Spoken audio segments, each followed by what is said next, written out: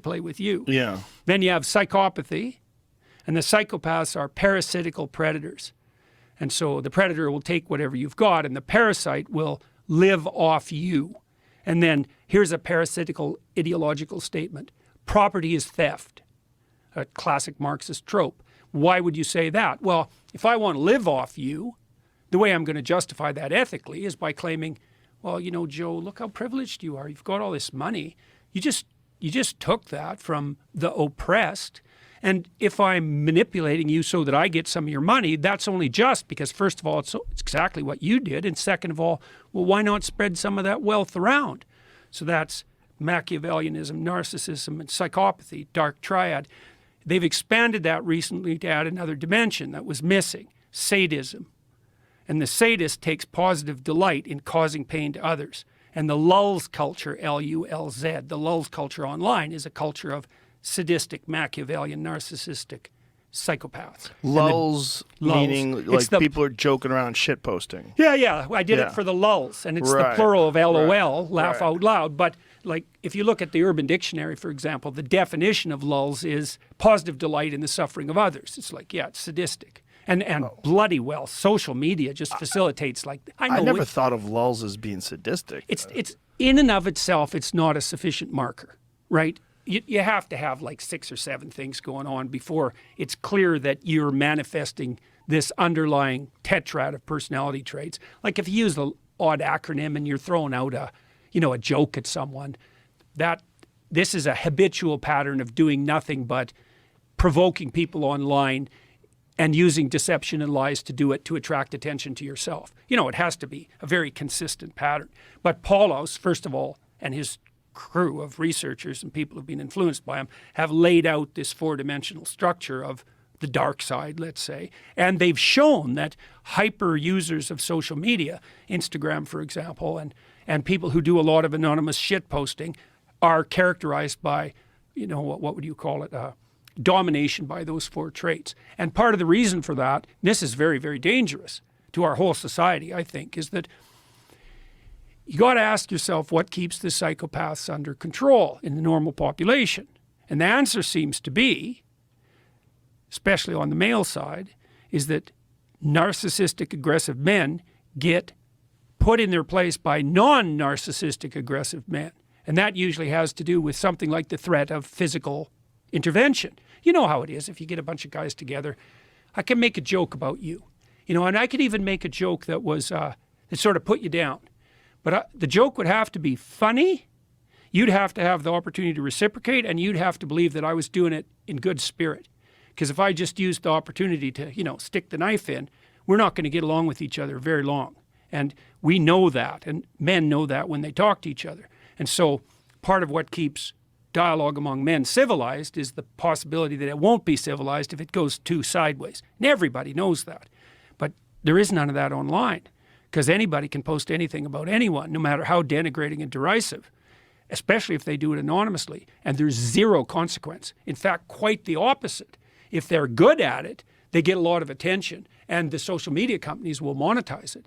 And so not only is it not inhibited, it's actually facilitated. And this isn't a trivial problem, because if the psychopaths multiply enough, they take the whole society out. So I think virtualization enables psychopathy. And it's worse than just the trolling bit. That's bad enough because it pollutes political dialogue and it makes everyone think that everything is more unstable than it really is. But online criminality is actually a terrible plague. I don't think there's an old person in North America who isn't being targeted by some gang of psychopaths who's, documented all of their interests and their locale, and who knows how much money's in their bank account, and who's doing everything they possibly can at every second to leverage access to it. That's just happening continually.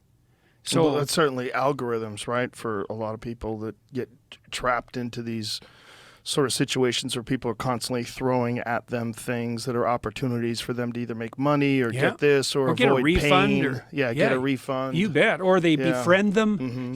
They get it in, and some lonely old character who's not functioning cognitively quite like he used to, You know, he gets sucked in by someone pretending to be his friend and offered a great investment opportunity. Yeah. And it's very, very, very difficult to track this sort of thing online. So you get the real enabling of the criminals, because how the hell, if they're anonymous, how the hell do you keep them, you know, how do you hold them to account?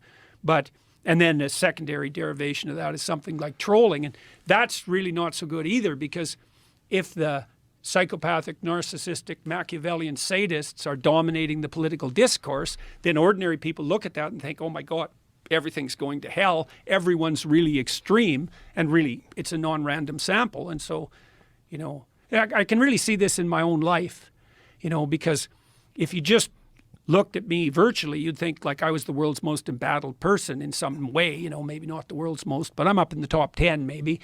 But in my real life, then that, like, I don't have any problems. You know, I go around from town to town or from city to city, and every interaction I have with people on the street is positive. They either don't know me, which is fine, or they do, and then we have a positive interaction. And I've only had like 3 negative interactions with people in real life in the last 6 years. Like, they stand out because they're not fun, but they're extremely rare. But online, it's like, well, 50% of the people oppose Jordan Peterson. It's like, no, they don't. It's not even 1%. So we're building a virtual world that doesn't sample the real world very well, and that's not much different from building a delusion. So not good. Very, very unsettling. So, That's Twitter. Yeah. Well, it's certainly Twitter before Elon Musk came along. Yeah, well, Twitter's better, but it's still quite the snake pit. Yeah. You know, one of the things I think might be done about that. See, I don't think that I've made this claim on Twitter. And what about people in totalitarian states or in a company? Well, same. That's the whistleblowing problem. I think, 1% of anonymous posters are heroes, but like 80% of them are Machiavellians, and so. Well, but there's also the factor of people that don't want to get in trouble at work. Yeah, I know.